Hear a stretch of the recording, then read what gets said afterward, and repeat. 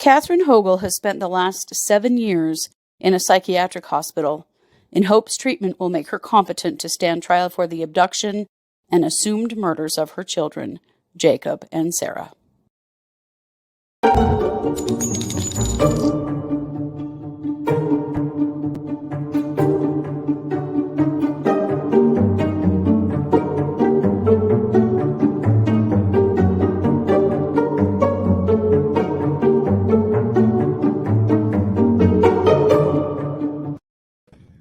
Hey everybody, and welcome to the True Crime Squad. I'm Kristi Brower, here with my sister, co-host, and partner in crime, Katie Weaver. Hey Katie.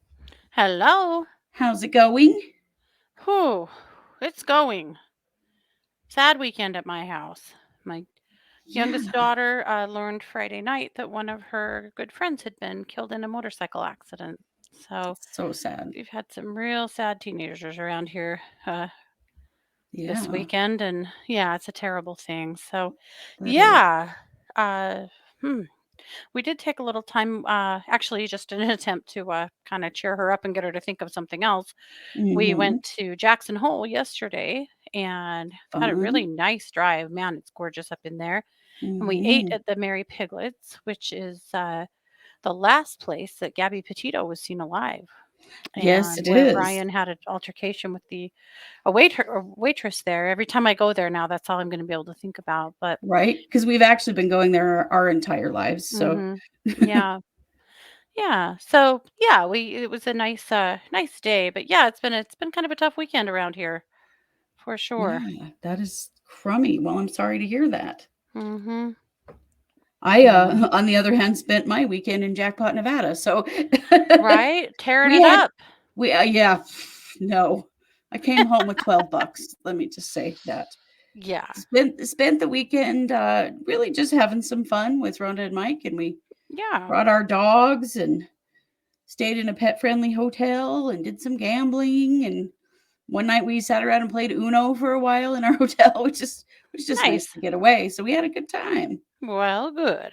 I'm Yeah. glad to hear it. I'm sure your dogs were happy to get to come this time and not just get left home. Yes, they were. They're always very offended when we leave them with our pet sitter, because they are really road trip dogs. They have been road tripping there, as long Yeah. as Zizi her whole life, and Mhm. Nini as long as we've had her. So they're always like, dude, we know what to do. Can't we just come with you? Right. Just pack me a bag. Yeah. Yeah. So we did. We had a great time. It was really nice. Good. Very But it's good. nice to get home too. Yeah, for That's one sure. of the things I like about travel is coming home. Mhm. So yeah. Yeah. Well, this is our Monday episode, and we do have some pretty interesting stuff to share with you. So let's get started with Katie's got a little bit of weird crime time for us. Mm.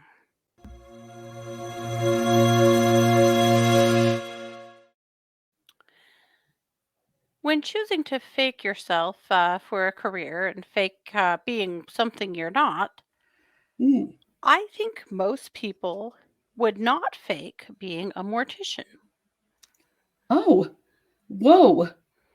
That, yeah, But this guy did. he did. This is Shantae Harden, and he was just sentenced last Friday of multiple felonies, including engaging in corrupt activity and gross abuse of a corpse. Oh, good Lord. Hmm. It's not good.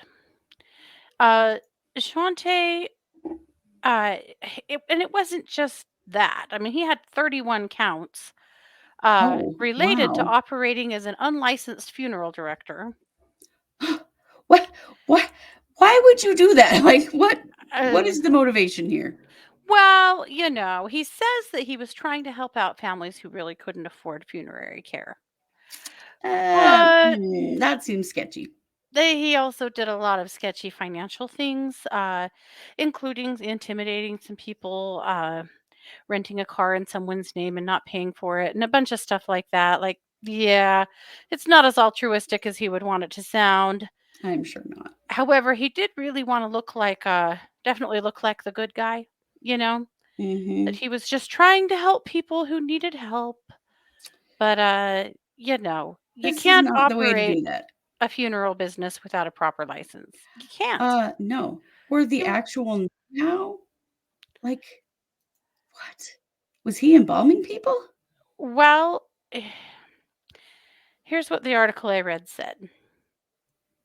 I'll give you one paragraph. I'm going to include this as a link. This is WTOL 11.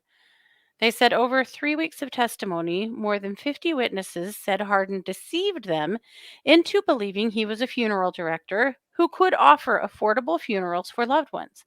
Instead, they said that cremated remains were not returned, some bodies were not cremated, and death certificates were not produced in a timely manner. In Ooh. one case, a witness claimed that Hardin, a Baptist preacher, told him that he had converted to Islam. I don't know what that means, but at any rate, yeah, What does that have to do with anything? I don't really know. But anyway, yeah, so he was the preacher, the good guy, offering funeral services in multiple counties that he wasn't licensed to do so. And again, Ooh. mistreated the job, since he actually didn't know what the hell he was doing. And finally, has been made to stop and was found guilty on quite a few of those charges he was charged with, and will be doing some time in prison. Don't fake being a funeral director, bro. Like, what? Why would you do that? Of all things Mm-hmm. to try to get away with, I mean, is it his dream to be a funeral director, but he could never afford the college? I don't know. I don't even know, I don't understand any of it. Honestly, I don't. Yikes. I don't know why that would be the thing you would pretend to be. Yeah, me Can't you just neither. pretend to be a doctor or a pilot like everyone else? No, I'm kidding. Right? Don't do that Yikes. either. Don't. No, definitely don't do that This is either. like a really messed up episode of Catch Me If You Can, It is, yeah. So there you have it. That's what happened. They're calling it the Phony Funeral Home Director case in the news. Yuck. Okay. Yikes. Hard yuck. Yeah. All right. Well, on that note, I'm going to kick the mic back over to you for our main case. Okay.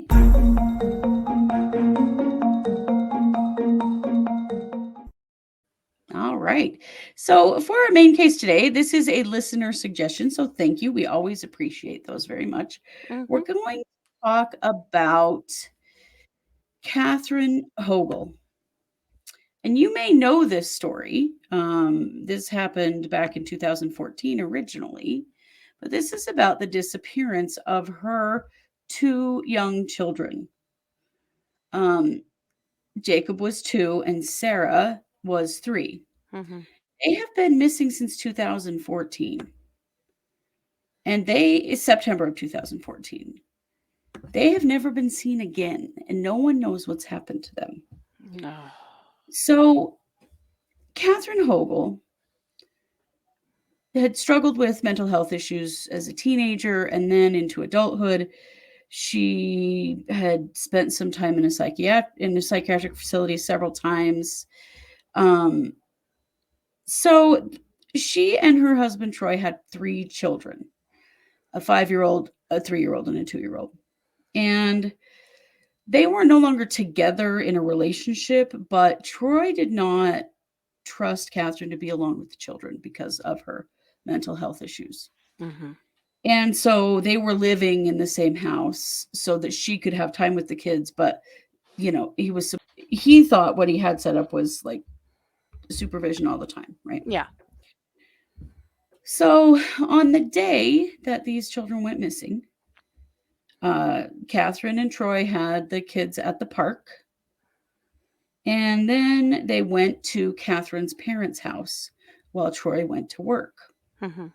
This was supposed to be a supervised situation where Catherine was never alone with the kids. Mm-hmm.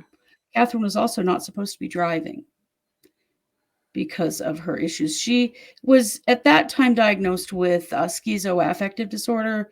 Now it looks like it's changed to paranoid schizophrenia. Mm-hmm. But definitely she was not stable, and so it wasn't a good idea for her to be alone with the kids or driving or anything like that.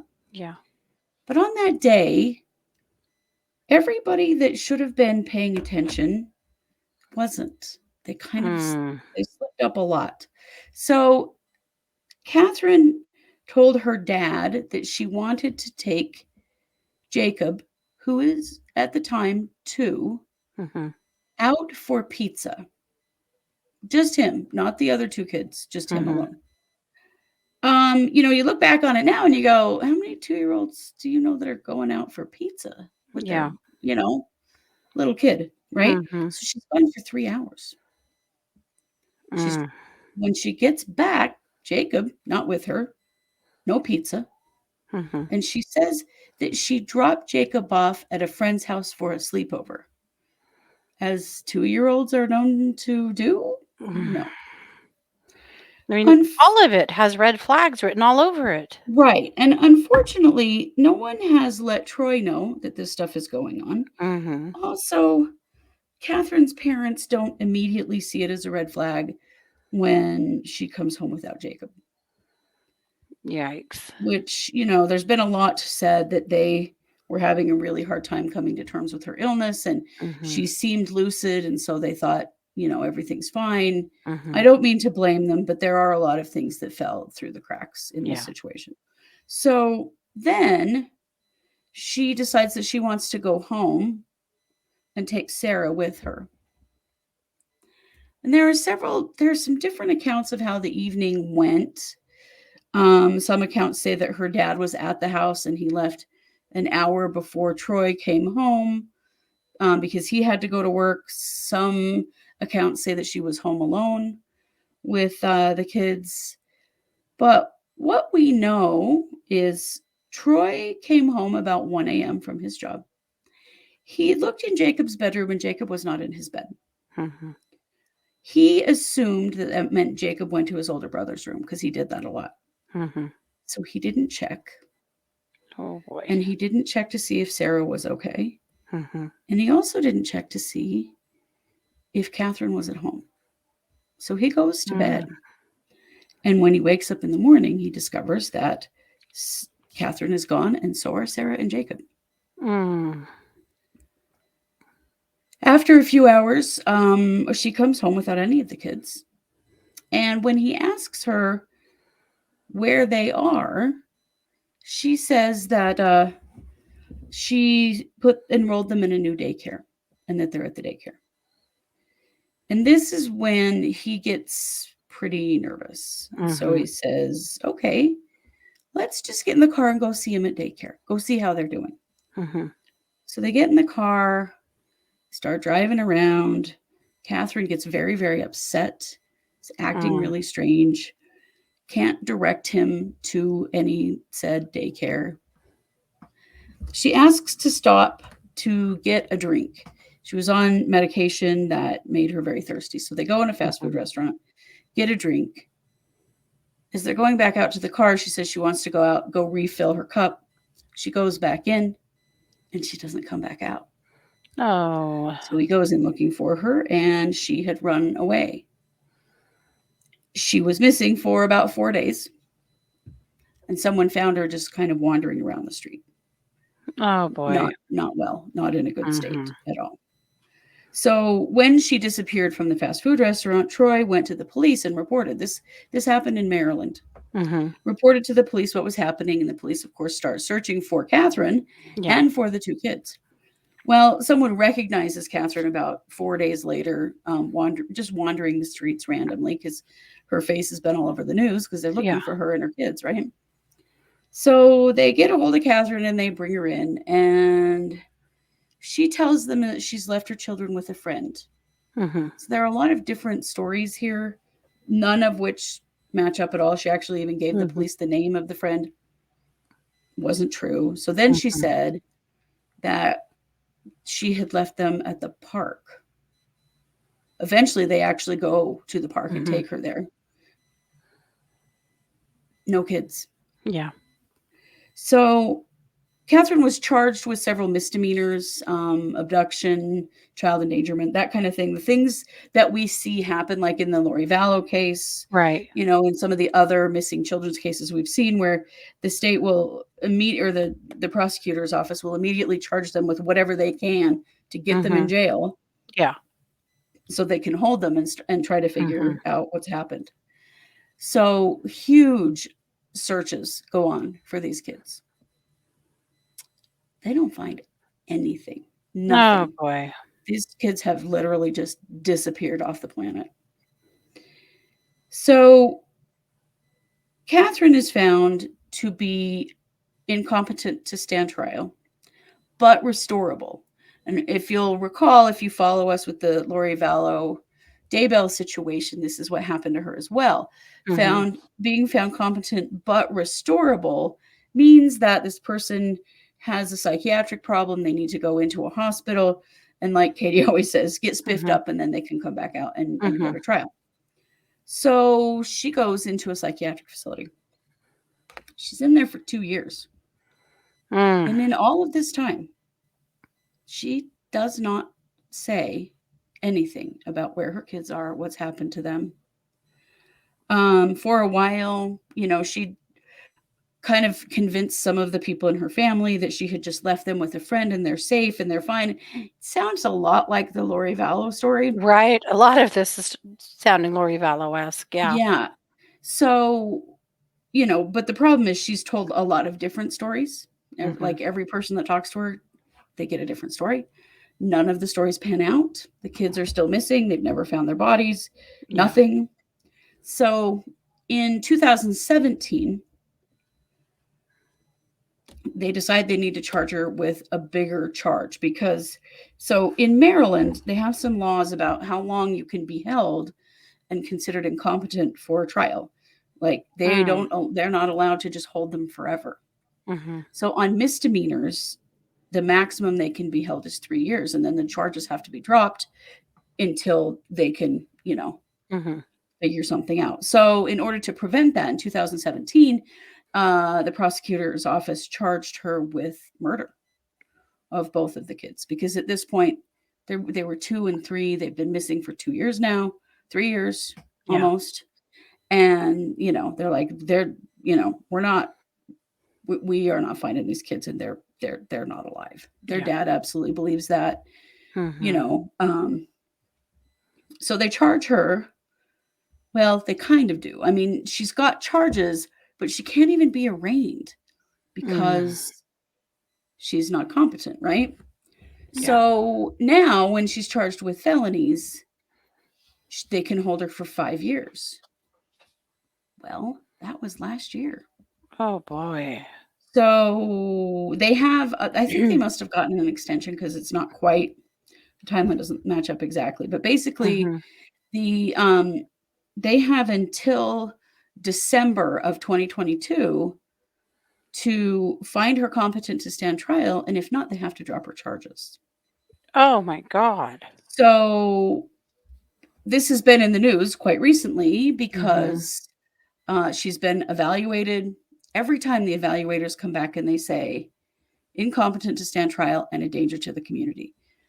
Oh, She's been boy. evaluated by several different medical teams now, Mhm. because they keep wondering, like, is anything, but Right. you have to understand that schizophrenia is not always treatable. Right. Some people do not respond to any of the medication, any of the antipsychotics. Mhm. They're weird meds, and some people metabolize them really quickly, and Mhm. some people just do not have an illness that can be treated. And Yeah. that is the implication being made about Catherine Hoggle right now. Oh, boy. So the judge this week or last week put out a statement and said he's a new judge on the case, and he said he cannot rule on this right now. He's not ready. He doesn't have nearly enough information Mhm. because the recommendations come from the mental health professionals treating her, Sure. but it's ultimately up to the judge if with what he's been given if she's Mhm. competent or not. Now there are people who swear she's competent, who swear she's faking. We've heard all this about Lori Vallow too. Mhm. Um, no, she's not. She's been in a psychiatric facility for 7 years, you guys. Yeah. You And think she's been been able to fake it medicated the to the whole teeth. time? Yeah. Yeah, No. no. You cannot maintain something like that for No. long periods of time in a 24-hour hospital. It's just no. She's No. clearly very seriously mentally ill. So there's a hearing now in October for Mhm. them to determine what they're going to do. Because see, Oh boy. there's so many worries here. One is that she's never going to be able to tell them where the kids are, what's happened to them, and that Mhm. is my concern. Oh, that's a very real I fear at don't this point. think she knows. Mm-mm. I don't think that she consciously knows. She was clearly in an altered state when all of this went down. And I got to say that my concern is that she doesn't even actually know what she did Mhm. or where the kids are, Yeah. because she was actively psychotic at the time. Mhm. And, one thing that you have to understand about schizophrenia is schizophrenics have memory that's like Swiss cheese. Yeah. And if they're psychotic when something happens, they may not ever remember they did it. Mhm. The other concern is that she will be released. Yeah. There are concerns about the safety of her ex-husband, and there are concerns about the safety of her son, Mhm. that she may actually come after them. And from what I've read, of course, a lot of this is protected under HIPAA, and so we don't know exactly what Sure. the evaluations say. But in some of the things I have read, it indicates that she has said that she would harm her Mhm. ex-husband, possibly her son. Mhm. So what happens if they drop these criminal charges? They can still come back and bring them against her again. This isn't the end of the road. But what it means is that Mhm. she's not being held as an incompetent criminal who's trying to be charged. It goes from not from out from the criminal justice system to a civil issue. Mhm. So then she would have to be evaluated and determine if she still needs to be held in a hospital. Now, the fact that her children are missing and that she can't seem to tell anyone what's happened to them in all this time, that would be a huge concern, certainly, Mhm. for the evaluators who determine whether she needs to be involuntarily committed civilly. Yeah. The problem is that she has a lot more rights Mhm. civilly, and her ex-husband and her mother both say that she has managed to beat civil commitments in the past. Mm. She's quite intelligent, Mhm. and she knows the system. Mhm. And so her ex-husband particularly is terrified that she would be Yeah. released from the hospital with no timeline whatsoever around Yeah. when they could actually charge her. Oh So boy. it's an What a ugly, mess. ugly situation. Yeah. Um, and Really so we'll scary see. situation. It is. We'll see what the judge does, but ultimately, it's state law. Mhm. Her ex-husband Troy has actually lobbied the Maryland legislature to try to change the law. Mhm. That they should change it from 5 years to 10 years. That they could Yeah. hold somebody incompetent for, up to 10 years Mhm. rather than 5. But nothing's gone. That hasn't gone anywhere. So Yeah. I mean, bottom line, unless they can prove that she is magically somehow now competent, they did have her reevaluated. No one is saying she's competent, and everyone is saying she is a risk to the community. Yeah. So this is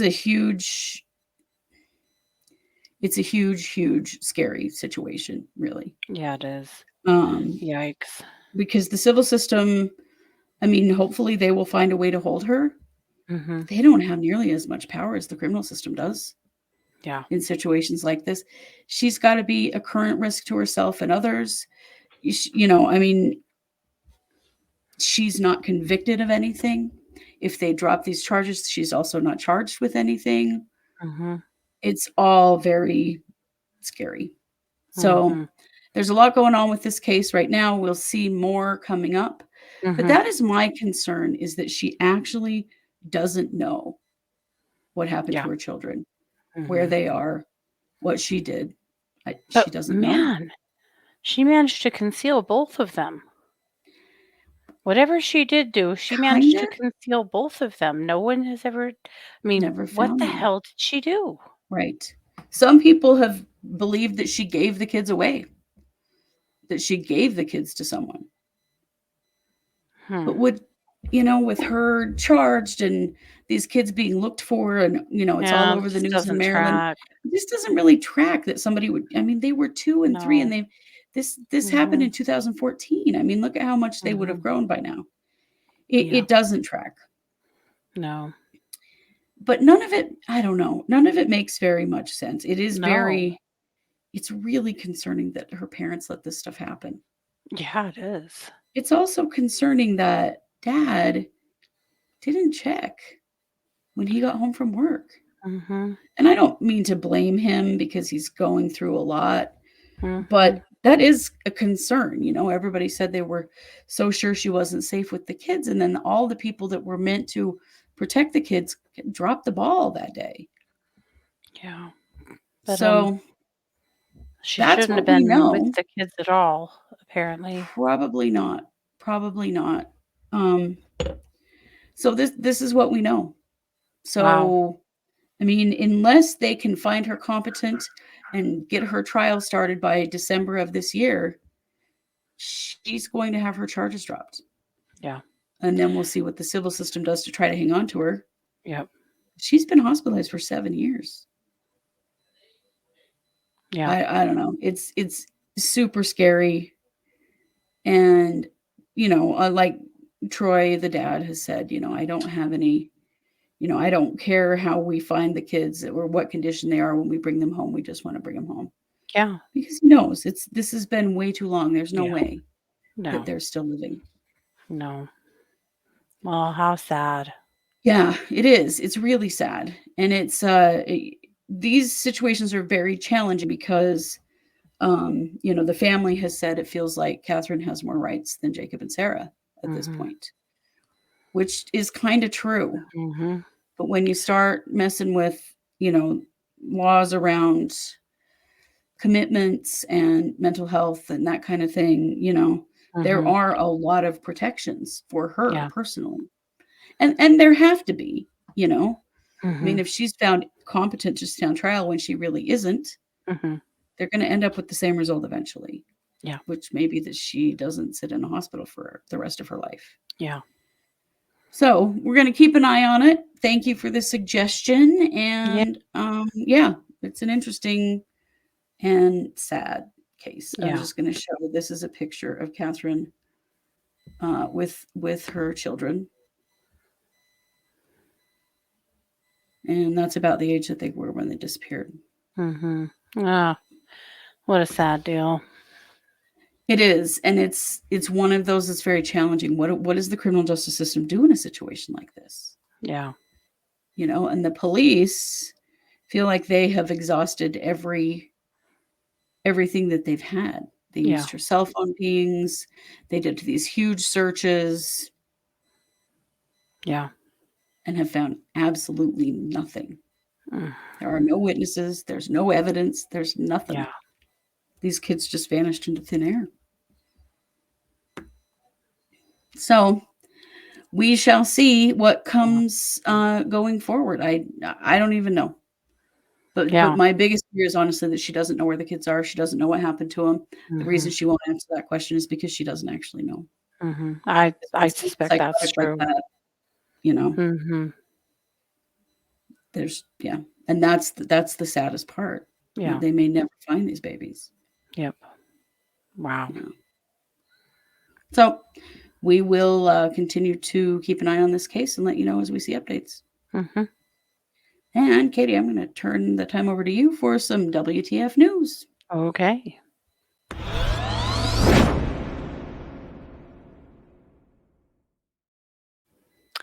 We've been hearing for a while now that Lake Mead in Nevada is rapidly drying up Yes. and receding and turning out all kinds of interesting things, but it just keeps coughing up more bodies. So, and another body has been found. So, this is a picture of a barrel that was found back in May with a body in it from the police think the late 70s, early 80s, a gunshot victim, but Hmm. there are more. So, it's becoming a really interesting situation. And There has been a lot of speculation that what we're really seeing is people that were murdered due to some of the gang activity or the mafia activity going on in Las Vegas at the time.